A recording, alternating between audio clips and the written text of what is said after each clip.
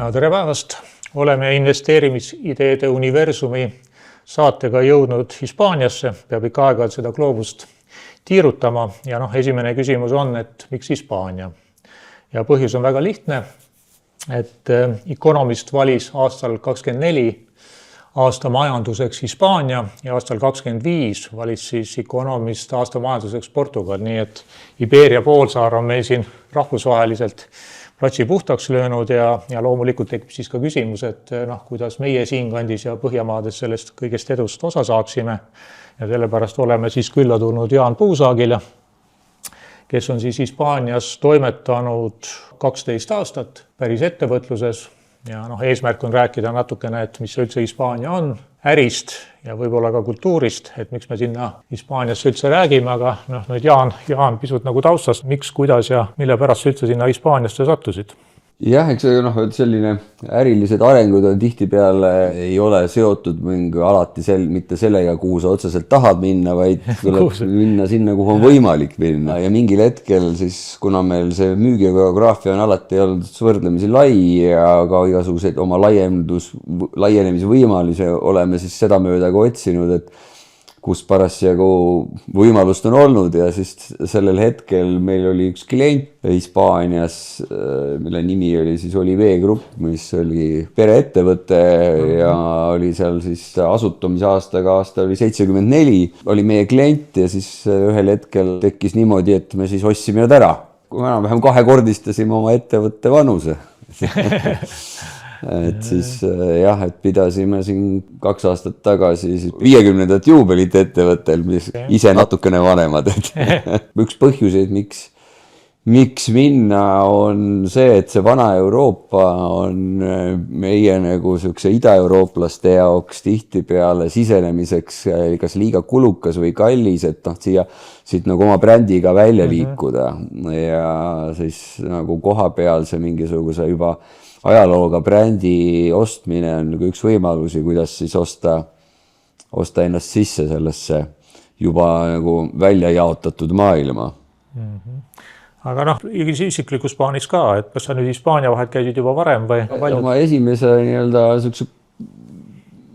nagu suvila, kui Hispaanias on ta pigem talvela, et siis ta on 20 ruutmeetrit ja ilma ehitusloata. Jah, et ma vist juba 2005 soetasin endale sellise puhkusekodu, ja sellest saadikal sai niimoodi tihedalt käima hakatud ja keelt õppima, et oleks nagu rohkem kodus seal ja siin vahepeal on tehtud ka mingeid kinnisvaraprojekte seal ja jätkuvalt nagu otsime. Aga tänaseks on meil siis Wolf Grupis Hispaania meie kõige suurem turg. Ja me saame öelda meie kõige suurem koduturg. Kuna me seal, me peame teda oma koduturuks, sest et meil on seal oma tootmine ja müügiorganisatsioon, et üle 100 inimese, kuskil 118 oli viimane number, mis ma meelde on jäänud. Ega seal ehitusturg ja enda taustast ka pisut, et minul nüüd nagu sellist kaasaegset kogemust ei ole, aga miks ma seda saadet ka teen ja Jaani käest küsimusi küsin, et siis mina avasin Madridis kontori, ma olin joogibusinessis 2010 või 2011, et minu kogemused jäävad muidugi 10 aasta tagusesse aega, aga mingi äriajamise kogemus ja arusaam on mul olemas ja mul tuligi seoses ehitusturuga meelde, et sellel ajal, kui siis mina seal alustasin, siis öeldi, et seal on 2 miljonit korterit või ütleme sellist elamispinda nagu elamispinna üksust. Praegu öeldakse, et 2 miljonit on puudu, nii et sul peaks nagu päris hästi minema või?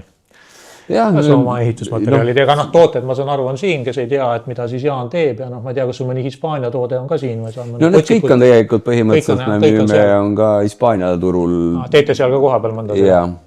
Et me siis nüüd saab 1,5 aastat tagasi siis avasime seal ka oma aerosoolide tehase, et enne tegime ainult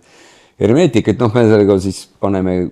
kõike, mida vuugidesse annab panna, siis seda kõike me toodame ja Hispaania nagu see ehitustava ühest küljest eirab seda, et temperatuur peaks majas sees ja väljas peaks olema erinev, et kui meie jaoks on toatemperatuur on seal kuskil 21-22, hispaanlase toatemperatuur on see, mis toas on, et ja talvel on see 10 ja suvel on 30, et aga seal on ka sinna suunda ikkagi elu liikunud, et temperatuuri ikkagi on mõistlik reguleerida ja on nagu mugavam, kui sul on ikkagi ka talvel soem ja suvel jahedam, aga meie kogemus nagu nendes soojades maades on nagu tihtipeale see, et kui sul on vaja toas nagu sooja hoida, sest väljas on külm, et see on nagu inimesele ilmselgne ja arusaadav. Aga vastupidi, et sa pead nagu sooja väljas hoidma, see ei ole nagu nii ilmne, sul nagu väga palju majadega midagi ei juhtu, kui sul konditsioneer lihtsalt huugab võib-olla 3 korda võimsamalt kulutab, kui ta peaks seda tegema. Et siis keeratakse ka võimsust juurde, et meil hakkavad torud külmuma ja hakkavad nagu sellised seinad lagunema ja nii edasi. Seal tükk aega ei juhtu midagi, et sellepärast seal ka soojades maadel tihtipeale sul, kui võtad nagu energiakulu ruutmeetri kohta või kubatuuri kohta võib olla nagu suuremgi või vähemalt sama suur kui meil siin näiteks talvel kütmiseks. Et kuigi seal see temperatuuri vahe, mida vaja hoida, on nagu oluliselt väiksem. Et Euroopa direktiivid ja nõuded ja need natuke aitavad meile kaasa, et ka uued hooned ikkagi energiamärgised ja kõik need jutud tekitavad vajadust siis ka nii-öelda targema ehituse järgi. Ja, et minul on ka elamispind on seal aastast 2010. Nüüd ma olin jälle aastavahetusel olin seal ja siis kohalikud ka kurtsid, et kõige külmem talv üldse ja et siis käisin külas seal ühe tuttava juures, kellel oli maja, ütles, et ta aeg-ajalt paneb selle kütte tööle, aga sellest pole midagi kasu, et kõik läheb läbi seina välja ja siis nad seal nagu külmetasid, eks ole, et ütles, et ootavad, kuni päike välja tuleb, eks ole, nii et. Ja nad ise nagu ütlevad, see paar kuud, et see pole midagi, et see ma ei tea, ostad rohkem kampsuneid ja selline inglise stiilis, et üks see ja. Kusjuures nende ettekujutus on see, et me tuleme Põhjamaalt ja meile nagu külm on täiesti okei ja tegelikult vastupidi. Me hoiame oma toatemperatuuri kogu aeg ja meie jaoks on see palju raskem kuidagi sellist külmas toas istumine kui nende jaoks. Ma arvan ise ka tähele, mu seal ülemised naabrid, et need kunagi kütet ei pane, siis mina all teen neile põranda kütet, eks ole. Õhksoojuspumba tööle, aga et siis vahepeal, et siis selline, ma nüüd ehin ennast võõraste sulgedega, aga Jaani klassikaline nali, et mille osas ta on kuulus, eks ole, et siin võib riiki asendada, aga kui Jaani käest kunagi küsite, et miks sa Hispaanias nii palju müüd, siis sa võid ise ka selle vastuse öelda, et mis sa siis ütlesid. Ma ei mäleta. Sellepärast, et praod on seal suuremad. Et või puugid on seal suuremad, eks ole. Jah, seal on kindlasti. Aga tegemist on nagu ikkagi suure turuga ja ta on nagu pindalalt hästi suur. Nagu elanike tihedus riigi kohta on nagu võrreldes nagu paljude teiste riikidega Euroopas on ta suhteliselt hõre. Palju rahvast väga suurel territooriumil ja ka klimaatiliselt päris erinev. Aga siis võib-olla korra põrkakski, et aga kui sa siis seal rohkem müüd, ilmselt siis põhjas või ei ole nagu vahet või kui sa nüüd ütleme, et lõunas sa pead jahutama, eks ole, põhjas sa pead ilmselt ju soojendama, seal tuleb isegi lumi ju maha. Jah, õnneks vaata mäed on seal ka igal pool ja Püreneed on seal kohe, me oleme ju Barcelona külje all oma tehasega ja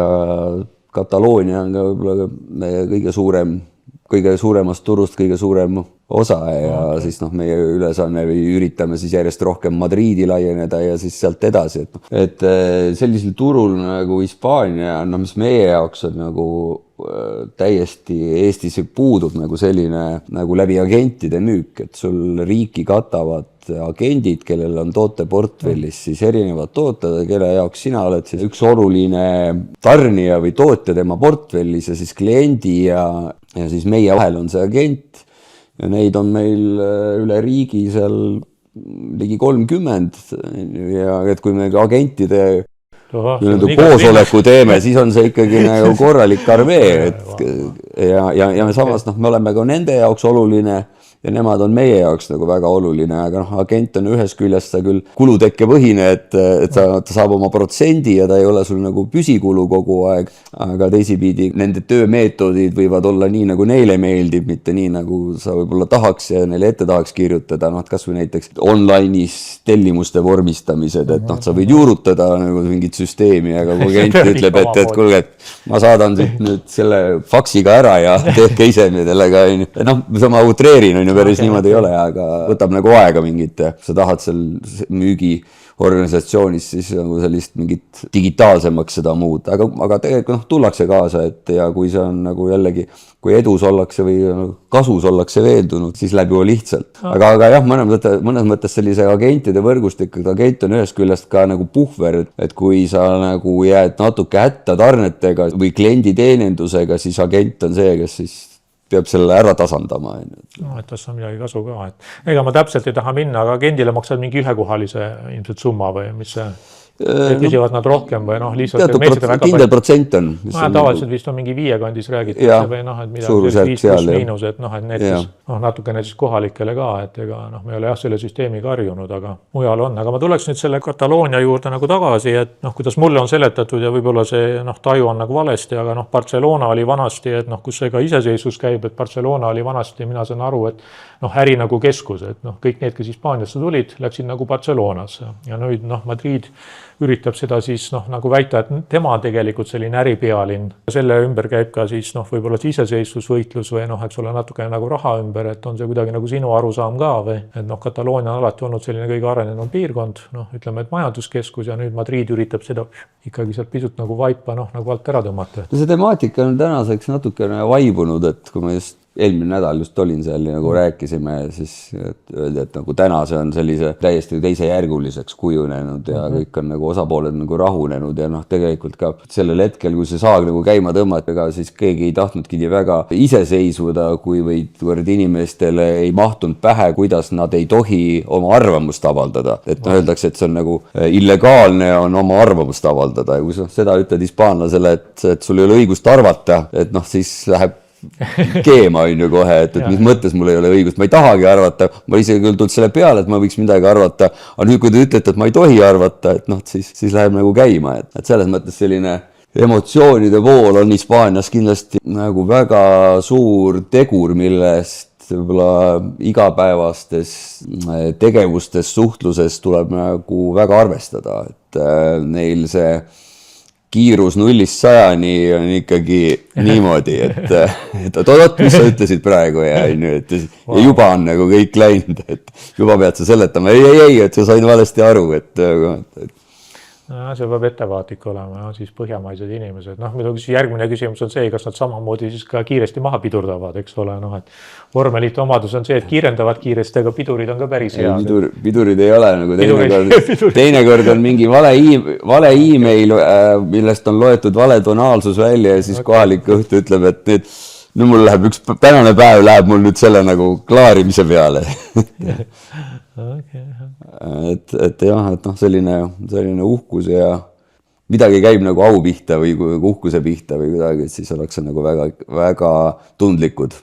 Aga siit olekski nagu järgmine teema, et jällegi minu arusaam on see, et ütleme, et eks seal suhteid on raskem arendada, aga need suhted on ka pikaajalisemad. Et ütleme, et see emotsionaalsus ja suhete pikaajalisus, et kui sa korra juba sinna turule pääsed, et on mingi teooria või mida mina vähemalt olen kuulnud, et siis siin nii sama lihtsalt ka välja ei puksita, ütleme, et kui seal Inglismaal või seal on väga hinnapõhine plaksust, eks ole, et hind ei sobi, eks ole, et astu uksest välja, siis Hispaania on ikka natuke rohkem nagu suhtepõhine, et kuidas sa seda pilti nagu vaataksid? Suhtepõhine on ta kindlasti jah, et paljud kliendid on ikkagi sellepärast su kliendid, et see on niimoodi olnud juba ja võib-olla tema isa juba, et kuna me sealt ka ekspordime, me just siin eelmine nädal suhtlesin ühe Mehhiko kliendiga, et kuna ka hispaaniakeelne turg ja Mehhiko kliendid ütles, et ma mäletan juba, ma olin 10-aastane, kui ma selle ettevõtte kastide otsas turnisin isa poes, pikk side, aga siin on ka teine mõõde, ka töösuhted on väga pikad, et kui meie oleme harjunud, et kui midagi ei sobi, siis inimesed nagu lahkuvad ja sa ka teisipidi ka nagu pingutad tööandjana, et inimesed ei lahkuks, et sul tekiks nagu pikaajaline suhte. Ma arvan, et meil on Wulf Groupis täna kõikides meie tütarfirmades on ikkagi päris pikaajalised töötajad, aga Hispaanias on see võib-olla nagu teisipidi probleem, et sa tahaks tegelikult kohati võib-olla, et mingi veri nagu vahetuks, aga ei vahetu ja inimesed, et sa võid teha ettevõtte rahulolu uuringu ja saad teada, et inimesed ei ole rahul, aga ei lähe ka kuhugi, ei kavatse kuhugi minna ka, eriti kui on nagu vanemad inimesed, kui sa tahaksid võib-olla mingite uuemate asjadega kaasa tulekut, siis see võib olla nagu probleem, et siis pead ootad siis pensioniga, ega rohkem variante ei ole, sest see tööseadus on jällegi teisipidi nagu nii jäik, et inimeste vahetamine on tehtud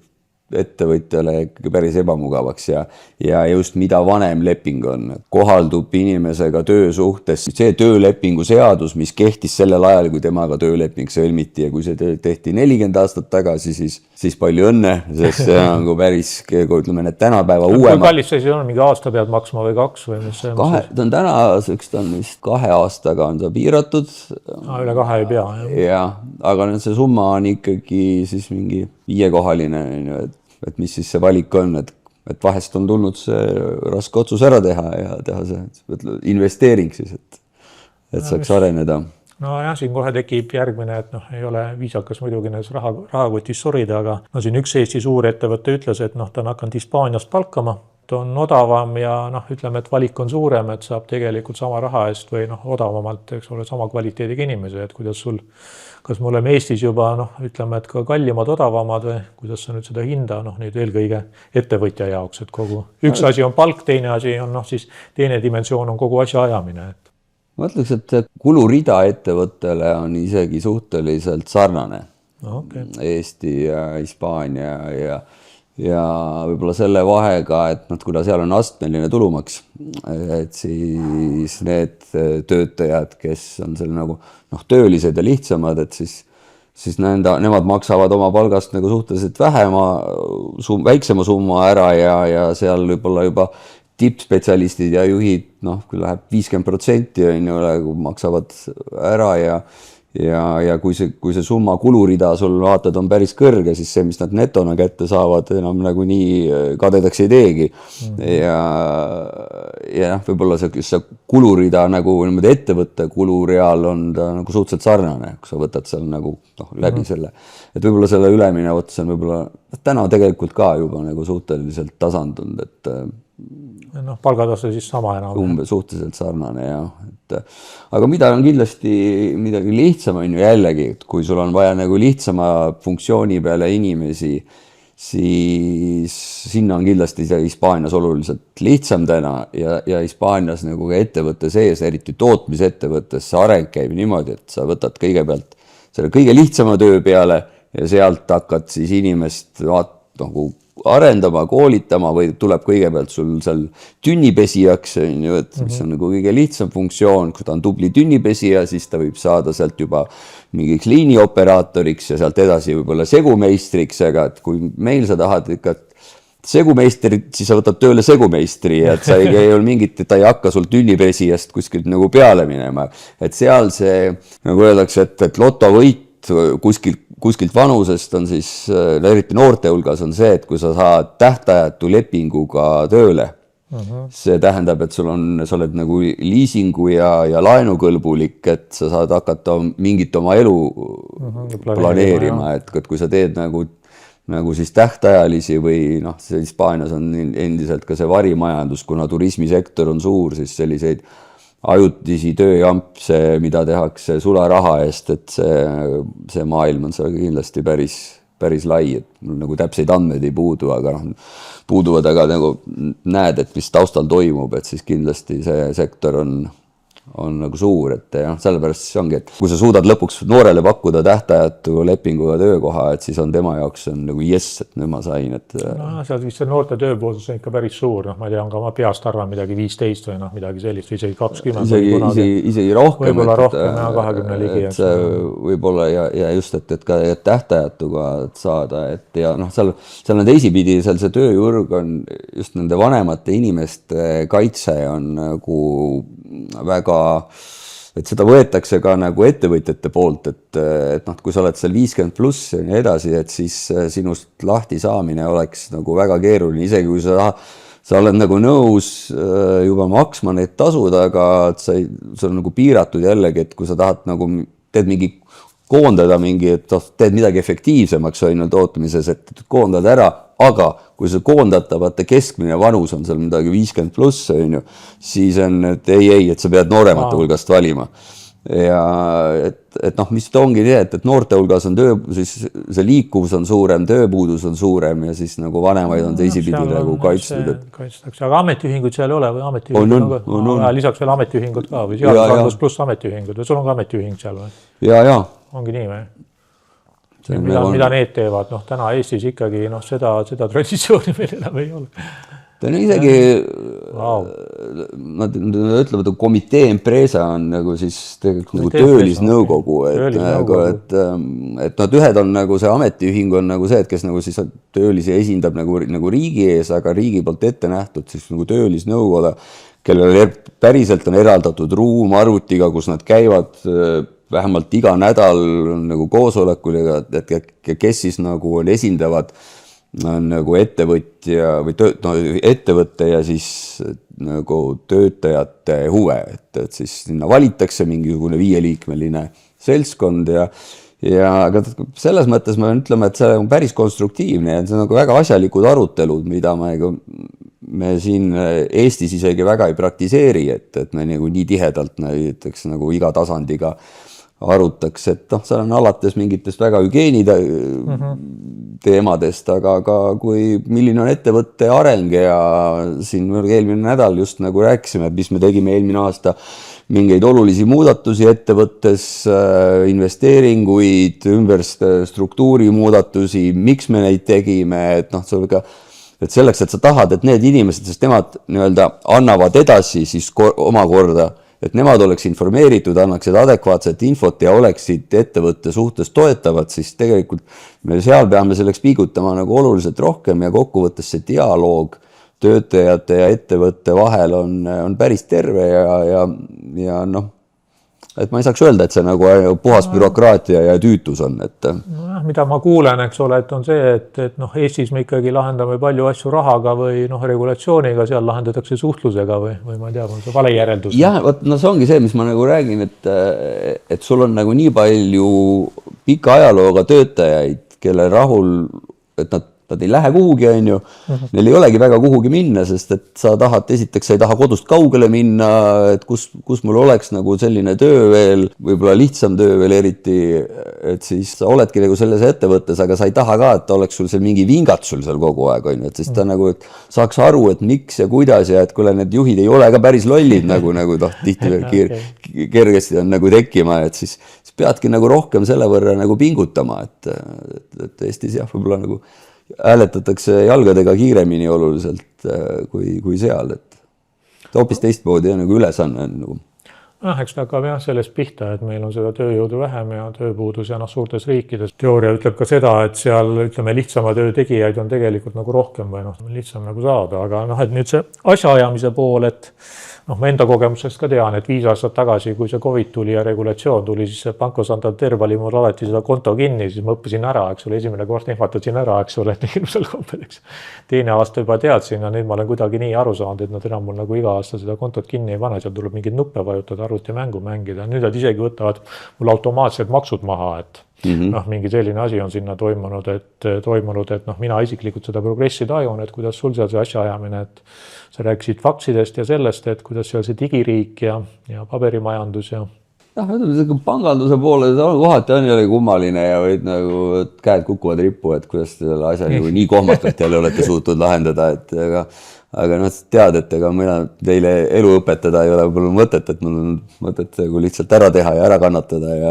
koha peal on inimesed, kes oskavad nõu anda ja toimetada. Näiteks me oleme siis keemiatööstus, me käime keemiatööstuse ametiühingu alla ja keemiatööstuse siis töölepingut reguleerib eraldi paks raamat. See on igasuguseid nüansse, et mitu aastat ema olnud, mitme lapse ema, isaga seal neid nüansse ka juba igakuises palgaarvestuses on, et see on väline ettevõte, kes seda teenust meil on selgitatud, et ei ole võimalik, et sul on omal inimene tööl, kes oskab kõikide palku arvestada, et seal millega kõigega tuleb nagu arvestada, et staažid, kõik nagu neid nüansse on nagu nii palju, et jah, et see bürokraatia selles mõttes on nagu nad on teinud selle enda, ma ei tea, ka nagu sotsiaalsed töökohad, et siis keegi peab siis seda kontrollima ja teisipidi. see inimese koondad, see on eraldi amet, on lepituskohus, kuhu sa siis pead minema selle koondatud inimesega.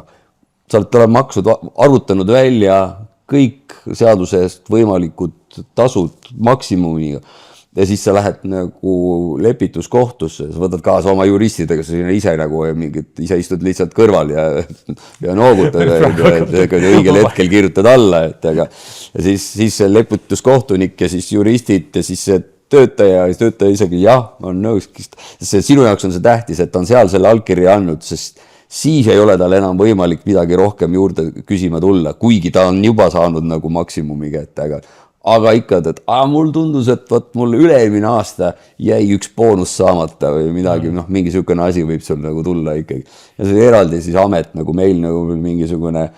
maksuamet, lähed sinna ikka lepid kokku, hunnik sadu väikseid kabinette, kus istuvad need lepituskohtunikud ja täitsa omaette nagu maailm. Aga muu ütleme, et maksudeklaratsioonid ja sellised, ütleme, et ma saan aru, töösuhted on nagu keerulised, aga on seal midagi ka sellist positiivset või mingid asjad, mis lihtsad on, et sa oled või ei ole ühtegi lihtsat asja? Jube lihtne on see, et kõike saab panna kulusse. Restorani arve on kulu. Ongi nii või? Jaa. Et see isegi teema ei saada aru isegi, millest sa räägid,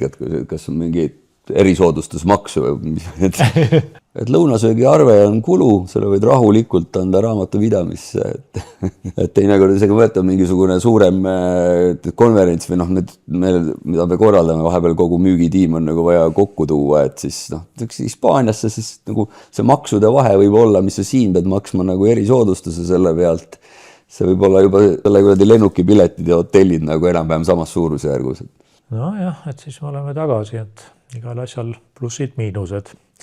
Aga hakkaks seda siis äriblokki natukene kokku võtma. Mida sa siis sellisele Eesti ärimehele ütleksid, et Hispaaniasse plaanib minna, et ma tean, et osad on seal käinud, et väga paljud ei ole kanda kinnitanud. Või tead sa veel üldse kedagi, kes seal veel toimetab nii suuremalt, et päris oma ettevõte ja eks seda kinnisvara teevad seal paljud ja siin need, aga ütleme sellised päris nagu äri. Päris äri. Ma ei tea, ma ei tea, et see päris äri teeks. Okei, ma ei mõelnud seda päris nii. Väljaspool kinnisvara, sellepärast kinnisvara on arusaadav selline asi, et see on ka loomulikult äri, aga ütleme, et väljaspool kinnisvara. Jah, ei tea, et oleks. Sul on siis pigem hästi läinud, oled plussis seal. Investeeringuga rahul. Et kõik nagu oleks nende aastate jooksul on olnud siin nagu erinevaid ja üks asi, mis on nagu võib-olla hispaanlastel nagu kipub olema see nagu probleemidest ei taheta rääkida ja selline ka nagu omavahel ei olla kriitiline kas või kolleegi suhtes, et sellega ollakse nagu väga ettevaatlikud ja seal on see, et kuidas läheb hästi, on ju, seal on kõik on kogu aeg hästi. Ja kui sa hakkad nagu urgitsema, siis selgub, et asi on nagu hästist on nagu väga kaugel, et saad teinekord mingile probleemile võib-olla viimasel hetkel või siis keegi on juba, kellelgi on isanud juba kaane pealt ära, et siis pead midagi klaarima, aga et kui sinnamaani oli hästi kogu aeg. Saada nagu, kui sa avanema ja et nagu, kuna ise ollakse tundlikud igasuguse sellise kriitika suhtes, siis teatakse ka teised on tundlikud ja ma parem ei ütle kellegile midagi halvasti ja selline konstruktiivne kriitika võib olla nagu keeruline saavutada, et ka nagu avatud kaartidega ja otsekohene arutelu mingitest teemadest, et siis keegi ikka leiab, et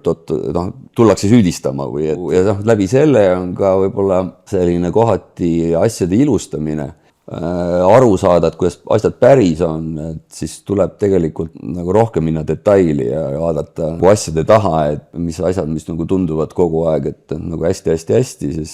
selgub, et tegelikult probleemidest lihtsalt ei ole tahetud rääkida ja siis kui räägitakse, siis võib olla nagu juba tükimaad kallim selle asja korrigeerimine. Öeldakse, et intelligentne inimene nagu kohandub, et loomulikult tuleb seal kohanduda, aga siis sama küsimus ikka uuesti, ega ma sind rahule ei jäta, et kas tasub kohanduda? Kas tasub kohanduda, et kindlasti tasub. Näiteks hispaanlane on tõesti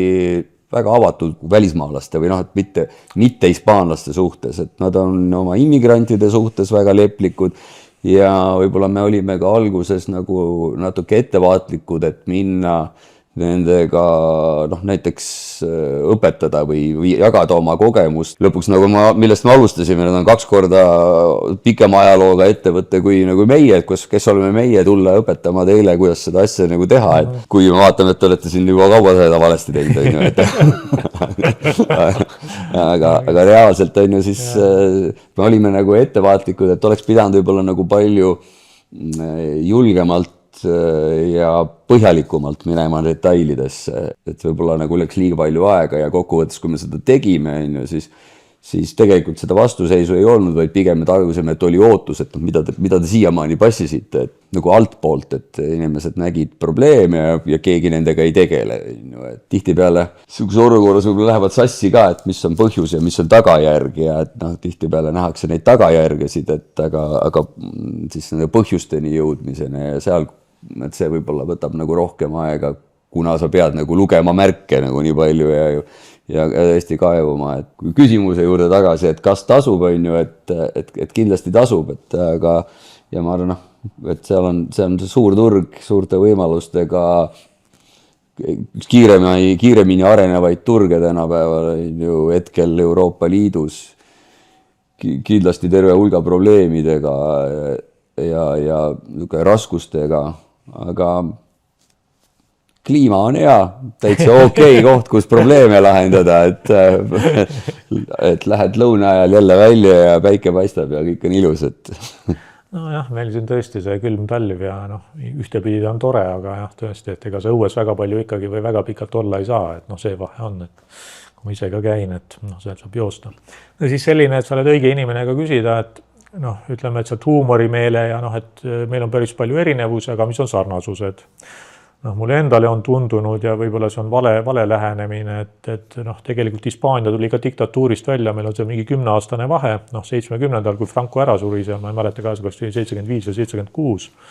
kusagil siis oli seal väikese putši katse, kus see Tejedo vist või oli ta Tejedo või keegi lasi seal paar seda lasku sinna nagu parlamendi lakke, eks ole, siis kuningas tuli siis demokraatia poolt välja ja sellepärast oli ka kuninga suhtes seal nagu suur respekt.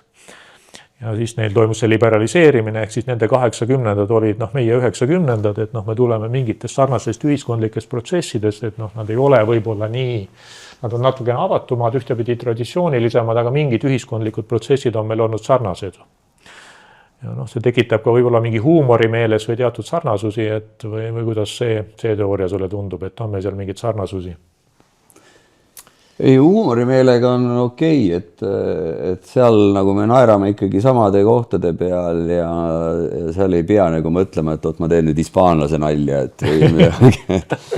või see oli nüüd eestlase nali, et seda on nagu liiga palju, et sellega on nagu täitsa okei, aga see, et me nagu sarnastest kohtadest tuleme, see on nagu nii ja naa, vaata ühest küljest neil jällegi oli küll diktatuur, aga neil ei olnud sotsialismi või neil oli ikkagi nagu majandus toimus ikkagi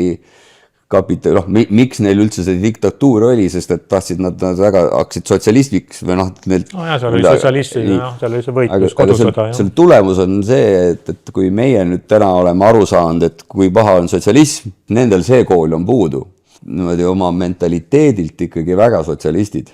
Selline inimeste hoiak, et tegelikult kõik peaksid saama riigi kulul korteri Barcelona kesklinna kanti ja kõik peaksid saama võrdseid palkasid, et see hoiak on nagu väga nagu levinud, et kust see kõik tuleb, või tuleb õiged poliitikud valida või et kus või et seda nagu seost sellele nagu ei mõtle, et inimeste eest hoolimine ja et see on nagu kõige alus on ju, et kas selle ettevõttel kuidas läheb või mis nagu ütleme, et me oleme selles mõttes ikkagi palju pragmaatilisemad, et aru saada, et midagi ei tule mitte millestki. Kui seleta teha, et aga kus see kõik tuleb, et siis võib-olla sa saad nagu selle, aga tihti peale ei ole isegi mõtet nagu üritada, et sõltub ju kellega ja kus, kui sa ikkagi hakkad nagu sotsialistliku juba mindsetiga inimesega hakkad nagu diskuteerima või vaidlema, sa oled kaotanud, sest nendel on mingisugune loogika on kuskilt vahepealt puudu, mida meie ei ole võimelised täitma. Nojah, kui ma kunagi koolis käisin, siis seal vist õpetati, et sotsialismi ja anarhismi kodumaad on ikkagi need kohad, kus saab tänaval öösel magada, eks ole, kui on kliima piisavalt soe, et protestid ei, meil on nagu raske, et sa pead ikka kusagile soojasse kohta minema, see tekitab siis mingi sellise individualismi, aga tulles tagasi regionaalsete erinevuste juurde, et ma hiljuti käisin Valencias, siin jaanuaris olin ja kaua aega ei olnud seal käinud ja siis tuli välja, et seal on lausa oma keel, eks ole, Gracias oli vist Gracias. Nad ütlesid ja mingi sellised tähed olid teistmoodi ja minu jaoks oli täielik üllatus, et kui suured need regionaalsed erinevused on, et palju sellega peaks arvestama? No tundub, et nad on ka päris suured, jah, et neid keeli on seal ju nagu rohkemgi, et mida nad isegi vaidlevad, kas Valencia keel on keel, nad utsuvad seda dialektiks, kuigi ta erineb minu arust nagu klassikalisest siis katalaani keelest või castellanost, et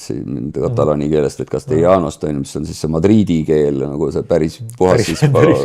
päris hispaania keel, on ju, et erineb sama palju, kui seal ka, Galicias oma dialekt, neid on nagu rohkem, Baskimaast nagu ei räägigi, et siis jah, et Kataloonia on nagu oma loomult võib-olla jällegi olemuselt selline meile lähedasem, selline põhjamaisem, et ma seal seda manjana kultuuri nagu väga ei ole üldse kohanud, et ikkagi kellaaeg on kellaaeg ja kokkulepe on kokkulepe, et nagu täitsa hästi, et võib nagu arvestada ja et ei ole nagu liiga kummist. See, et ettevõtted ei vasta e-mailidele ja või seda vastust võid ootama jäädagi ja keegi ei taha sul, mingi ehitusfirma ei taha väikest tööd teha, see on meil siin kodus ka, on ju see kõik, et see sõltub võib-olla nagu ettevõtte suurusest, et ma mäletan, ma ükskord ühele katalaani meile tarnijale ütlesin, et tegin komplimendi, ütlesin, et tegelikult mulle meeldib, et Hispaania üldse ei vasta sellele stereotüübile, et kõik on manjana ja midagi nagu ei toimu. Ja ta ütles, et väga hea, tore kompliment, aga pigem see käib ikkagi seda miidi, et on suuremad ettevõtted, kus on asi kord majas ja on väiksemad ettevõtted, kus asjad on nii nagu juhtuvad ja see on põhimõtteliselt igal pool, et sama meil Eestis siin sama. Nojah, aga ma võin oma kogemusest ka kinnitada, et mul seal Madridis olid ka, et ma nüüd ei mäleta enam, et kust nad täpselt tulid, aga sealt kusagilt põhja poolt nagu tulid. Päris baskid ei olnud, aga ütleme, et sellised võib-olla tõesti olid sealt Galicias ja need olid väga, väga ratsionaalsed, väga täpsed sellised, meil on ikkagi päris palju sellist stereotüüpe ja Itaalias samamoodi. Üks kõige vaiksem inimene, kellega mina kunagi kohtunud olin, oli üks Milanost pärit põhja-itaallane, see ei rääkinud peaaegu ühtegi sõna. Aga nüüd korra vahetaks natukene teemat ja annaks siis võib-olla sellise Hispaania osas ka nõupisut, et mida seal nagu vabal ajal teha ja sa oled seal nüüd siis ütleme, et üle 20 aasta olnud, et kus sa kõik oled jõudnud ära käia, et on sul Hispaaniale tiir peale tehtud? Täna võib-olla isegi ütleks jah, et tahaks võib-olla isegi rohkem käia, aga sest loodus oli ikkagi nagu vapustavalt ilus ja vaheldusrikas. Jalgrattasõit on näiteks mul nagu see täiesti, kui algul mõtlesin, et kas see mägedes ja jalgratas, et Otepää vahel teinekord tundus nagu, et täitsa õudne, aga kõik sõltub jalgratast ja tegelikult mulle tohutult meeldib seal, et lähed nagu rahulikult, sõidad mitu tundi mägedes ringi ja või siis golf on kindlasti ala, mida seal nagu väga mõnus harrastada aastaringselt, et alati võib sinna minna ükskõik mis aasta ajal, et ei ole vaja hooaega valida, et pigem võib-olla ongi seal kevad ja sügis on nagu tipphooajad, et kus peab ette broneerima ja siis suvel ja talvel on, et suvel mängivad just ka nagu hullud on, kes nagu palavas viitsivad mängida ja talvel on nagu võib-olla rohkem vihma ja külma. Aga üldiselt et meil eestlastele tegelikult sobib see kõik, et viimaga on nagu kehva. On sul mingi lemmikkoht ka või kuidagi või selline? Neid on palju. Ütleks, et nii nagu me Eesti oma nendel radadelgi käime ja ei taha ju ühes kohas kogu aeg mängida, nii ka seal on, et kui vähegi võimalik, siis ikkagi vaheldusrikkus ja õnneks seal on seda nagu palju, just see vaheldusrikkus võib-olla on seal isegi nagu see, et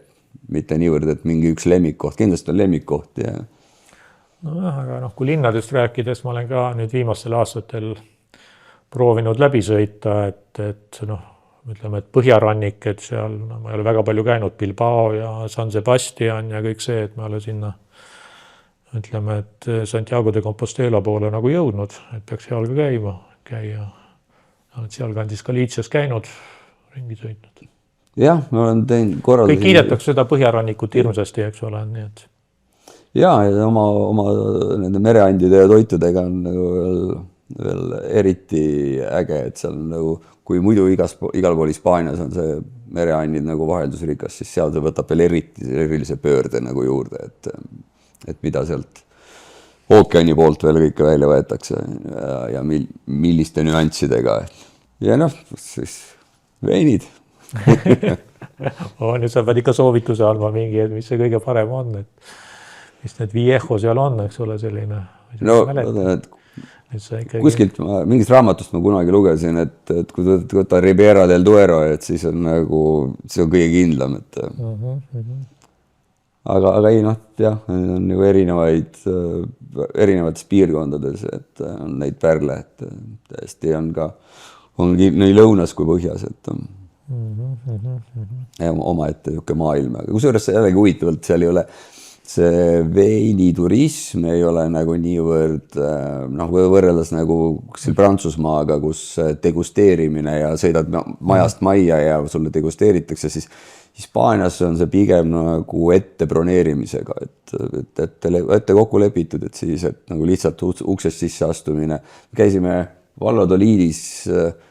üks aasta, sõitsime ringi maailma suurim veinipiirkond. Me üheski veinimõisas kuidagi ei saanud sisse või nagu, et ette ei broneerinud ja niimoodi tänava pealt proovisime siia-sinna, aga nagu sisse ei saanud, et ega siis ilma veinita ei jää, et see, aga lihtsalt see piirkond nagu ei olnud nagu nii sellel, üllatavalt ei olnud nagu nii nagu veinituristile orienteeritud, kui oleks võinud arvata. Ma annan siis omalt poolt ka mõned soovitused, ma just jaanuaris sõitsin, olnud kaua aega seal Valencia poole peal käinud. Valenciasse tasub kindlasti minna, tuli välja, seal on see Fallas, mis on UNESCO see mingi selline festival märtsist, et ma ei hakka pikalt siin seletama, mis see on, et uurige jälle, nii nagu kuulete Fallas, eesti keeles kirjutatakse Fallas, sääldatakse, et selline täiesti müstilised ja traditsioonid, et siis käisin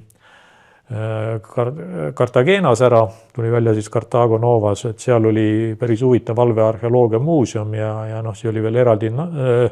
päris palju Euroliidu raha oli sinna pandud, eks ole, et meil ka siis tuli välja, et 19. sajandi lõpus oli esimene maailma allveelaev oli tehtud, ma nüüd selle perekonna nime ei mäleta, esinimi oli Isaac, keegi oli teinud elektrimootoritega allveelaeva. Oli seal, see oli täitsa väljas, eks ole, et kui ma arvan, et hispaanlased midagi ei oska, siis selline tehnoloogia asi ka ja siis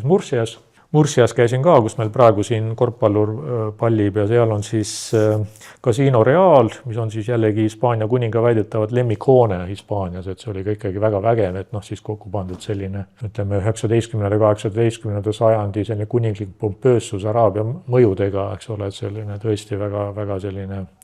omapärane sisustus, aga miks ma seda räägin, et Hispaanias on ikka väga palju kohti, kuhu minna, eks ole, Salamanca või seal põhja poole peal ja ma ei tea, et kui sul veel endal mingid linnad... Annaks nagu ühe hotelli soovituse, et kui, ma ei tea, kas sa oled kokku puutunud, aga Paradoride hotellikett, mis on siis, riik on teinud korda kunagi neid kloostreid, mis on nagu väga pompöössed ehitused, hooned olnud üle terve Hispaania, mis siis jäid nagu lagunema, et kuidagi kloostrina enam ei olnud kasutusel ja riik tegi nad korda ja tegi sellise väga luksusliku hotelliketi nendesse, et kui vaadata Paradoride hotelle mööda Hispaaniat ja neid mööda ringi reisida, siis see on nagu tõesti ajaloolised, fantastilised sellised hooned ja tehtud nagu korda renoveeritud hästi maitsekalt, et nagu iga nagu see hotell on täiesti omaette elamus, et ei, seda soovitan, jah. Ma kahjuks ise ei ole nendesse sattunud, aga ma Portugalis käisin ühes sarnases vist oli ketis, seal oli nagu oma kabel ja see oli ikkagi väga selline, lähed sealt kristlikud traditsioonid ja nii edasi. Aga hakkaks siis neid asju nagu kuidagi kokku tõmbama, et ma saan aru, et on plusse miinuseid.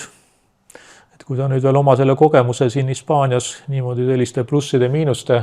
skaalal kokku võtad, et mis siis siin plusspoolele jääb, mis miinuse poole peale jääb ja mida sa siis Eesti ärimehele ikkagi soovitaks? no kannatlikkus on kindlasti Hispaanias oluline, et kas või mingite kohalike, eriti meie valdkonnas, kui sa toodad, et siis mingisuguste lubade taotlemine, kes kinnisvaraga tegelenud on, et siis kui ikkagi ei ole nagu kõik load nagu ette kindlalt paigas, et siis loota midagi arendama hakata, et see võib aastakümnetesse sumbuda veel hullem kui meil siin, et kus see asi on, kus me ei ole rahul. Aga jah, see need bürokraatia veskid, et eriti mingisuguse riigi, samamoodi võib-olla jällegi, mis sarnane kui meil, et kui kohalik omavalitsusel on kohustus vastata 60 päeva jooksul, siis 60. päeval ei ole veel mitte midagi juhtunud, et see läheb oma soodu ja lihtsalt nagu oota ja võta aega. Et sinna niimoodi kiirelt midagi tegema minna ei ole nagu mõtet ka, kui see õppimise protsess võtab aega. Ettevõtlus, see ei ole nagu, ja ei peagi olema ja võib-olla ei tohigi olla nagu muinasjutt, et mis nagu sa ootad seda õnnelikku lõppu, et pärast seda õnnelikku peatükki tuleb võib-olla jälle selline nukram peatükk ja siis jälle ootame, et kui neid tuleb jälle rõõmsam peatükk, et ja niimoodi see nagu kestab, et see nagu ma enne mainisin, et neid igast emotsioone ja siis nagu inimestega seotud selliseid toredaid hetki, mis kohati ikkagi meenutab väga Seebi ooperit. Aga kodumaa, eks ole, kui Mehhiko vist on rohkem kui Hispaania. Et siis see äratundmine, et nüüd läks jälle Seebi ooperiks kätte. Aga ma mõtleks, et sellise eestlasliku ratsionaalsusega ja rahulikkusega saab seal nagu väga rahulikult, et see on nagu väga abiks, et võib-olla kohati see teeb su kärsituks, et sa tahaks, et asjad nagu ka liiguksid ratsionaalselt, aga teisipidi võtad asjad nagu nad on. Aga tahaksid sa veel ise, on sul mingeid teemasid, mida ma ei ole taibanud küsida või? Üllatus, kui oli see COVID-i aeg tuli, siis mõtleks selle ERTE-süsteemiga oled kursis, et Hispaanias on see ilmselt juba eelmiste varasemate kriisidega on saadud see kogemus, et kui tekivad mingi sellised olukorrad, nagu see COVID nagu tekkis, et ja paljud ettevõtted on raskustes, siis olid juba riiklikult valmis mõeldud, kuidas sa võid nagu mingeid makse, teed avalduse, et sa lähed nüüd nagu ERTE alla, mis on siis erakorraline olukord, et siis on sul teatud, sa saad mingi kaitse, sa saad kulusid kärpida, ajatada, makse mingi perioodil ajatada. Selles mõttes, et sul on nagu need juba ette välja mõeldud meetmed, millega sa saad kohe oma kulubaasi, näiteks sul on õigus kohe töötajate palka mingi protsendi ulatuses vähendada, et sa ei peaks hakkama koondama, vaid hoiaks selle inimeste seltskonna nagu koos, kellegi võid ka võib-olla saata nagu puhkusele, aga sul on nagu riiklikult see õigus, et ja see mehhanism on nagu läbi mõeldud, et kui selline olukord tekib, siis seal oldi nagu palju kiiremini valmis, kui Eestis alles hakati nagu mõtlema, et kas ja mida ja kas üldse, siis seal need mehhanismid olid nagu väga hästi paigas, et kasutasid ise ka? Jah, kasutasime jah, sest et esimese hooga ju ei teadnud üldse, mis siin, kui sul ühes hetkel näed, et sul on 2 kuu tellimused ees ja siis sa näed, et järgmisel hetkel on sul ainult nädala aja tellimused ees, mis nagu juhtuma hakkab üldse, et pärast selgus 6 aega hiljem oli juba nagu, oli veel rohkem kui enne oli juba tellimuste ees, aga sa olid juba vähendanud inimeste hulka. Kui sa sellest jälle välja tuled nagu sellest järjekordses olukorras, siis sa ei saanud seda nagu nii kiiresti uuesti tagasi pöörata, et kui sa tagasi pöörad, siis sa enam ei saa seda soodustust. Et sa pead olema kindel, et nüüd nagu pöörduski olukord jälle tagasi. Täitsa positiivne üllatus, et mida ei teadnud jällegi. Kindlasti, kus me võib-olla ei orienteeru, on kindlasti seal koha peal ka igasugused nagu nende EAS-id, et kes võib-olla võiks neid toetada, et siis kohalikku tööstust on ju, et kindlasti meie jaoks ka veel avastamata maad, et need meetmed on, aga kõike nagu ei ole suutnud ise veel tuvastada. Ja, et eelmine saade oli meil tegelikult Saksamaast ja siis Marko Karp ütles, et väga tihti, kui me Saksamaale läheme, siis me näeme väga palju sarnasusi, aga tegelikult, et on veel rohkem võib-olla neil erinevusi ja ega tema arvamus oli ka, et ega keegi Eesti ettevõtjatest ei ole jäänud sinna Saksamaale väga pidama. Et võib-olla see, mis mina kuulsin ja see kokkuvõte on, et me võiksime ka julgemalt vaadata Hispaania poole. Seal võib-olla esialgu tundub neid erinevusi rohkem, aga võib-olla on ka päris palju sarnasusi, et tasuks nagu ette võtta. Ja võib-olla siia juurde, et ikkagi nendes suurriikides inglise keele oskused on ikkagi suhteliselt piiratud. Ja kui sul on vaja eriti nagu grupi ettevõttes, inimesed nagu suhtleksid erinevatel tasanditel, et siis see on kindlasti üks piirang, millega võib-olla tuleb arvestada. Ise õppisid ära või? No ise ma nagu räägin jah, et meie praegune tegevjuht on, seal on Eestis, tema saab nagu läbi tõlkide vahenduse. Kui ma vaatasin, oli viimane koosolek, mis me seal koos olime, et siis ta pidas siis ettevõtte juhtkonnale nagu rääkis siis oma ettekannet ja oma eestlasele omasel nagu otsekohesel moel. Ta tegi seda inglise keeles, aga siis hispaanlane siis finantsjuht koha peal tõlkis siis seda ülejäänud tiimile. Ja siis ma vaatasin, et ta viis sinna sisse pehmendusi.